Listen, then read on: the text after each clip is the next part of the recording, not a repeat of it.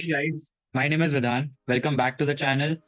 And in this video, we'll be talking about what you should actually do in the last 1 week of MBA CET 2025. It's just a few days left for the exam.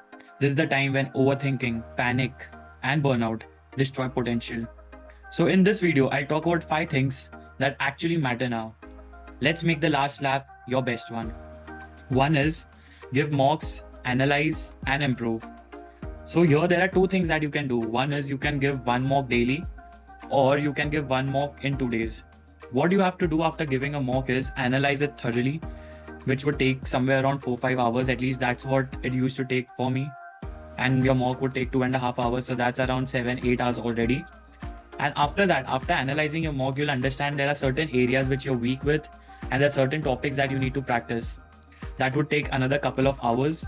So if you're okay with doing all of these things in one day without getting burned out, you can go ahead with it. If not, you can just divide these things into 2 days and complete it comfortably without getting burned out.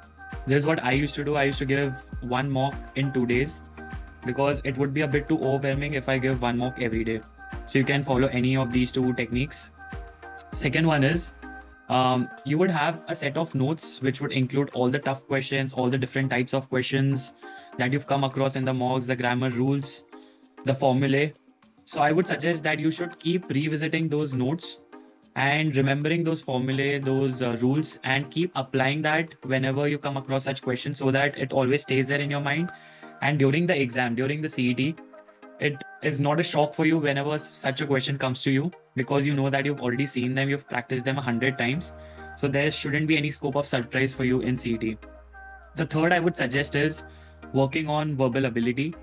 I would just say that keep reading for 1 hour every day, whatever you want to read, whichever topic. Just make sure that it is of different kind that you're reading every time. Sometimes it's on history, sociology, news, whatever you feel like. Just read for 1 hour, because in that 1 hour, your reading speed would increase, your ability to comprehend a passage increases, your ability to retain the information increases, and at the same time, you are also improving your vocab, which would be another 5-6 marks if it comes.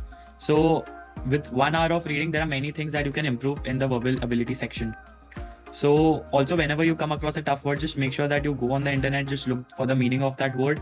And also I would suggest that try to make a sentence using that word so that it remains in your head. If you just look at the word and just look at the meaning, there's a high chance that you might forget it, which is why one sentence on it always helps. So that is another tip. The fourth tip is, this is what I used to do. I used to think of it that way, that don't let one exam define you. This used to help me stay calm. I used to think that this is not the end of the world. One exam can't say what I will do in the future.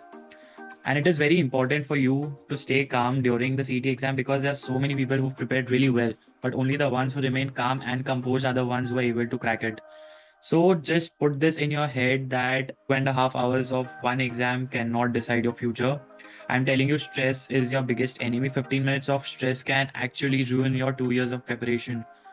During the exam, if you're stressed out, you're not able to think, you're not able to solve the problem, then it's of no use. Whatever you've done for 1 year, 2 years, it doesn't make sense. So just don't let one exam define your career. Just put this in your head. And the last one, which I strongly believe, is in not to look at scores and ranks towards the end, because every mock has a different level. You might be comfortable with, for example, tougher mocks, easier mocks, medium mocks, I don't know. But there's a possibility that you might score really low in one mock, you might score really high in another mock. So just think of a mock as something that helps you prepare and get better every time. So whatever you're scoring, even if you're scoring 100, 90, 80, just think that this mock is helping you prepare better for CET, because there are so many questions in this mock that you are not able to crack, you are not able to comprehend, which is why there's scope of improvement. If suppose you would have scored 160, 170, तो उसमें hardly there would be any question in which you can improve. So just think of this as in a positive way, that if you're scoring less, there's always scope for improvement, and there would be lesser surprises during the final exam. So guys, in this last week, don't burn out, don't compare, don't panic, just give your best attempt, stay focused, and trust your preparation. You've got this. If there's any other question, if there's any other doubt, just hit us up on WhatsApp, Instagram. You can comment on this video of ours and we'll get back to you.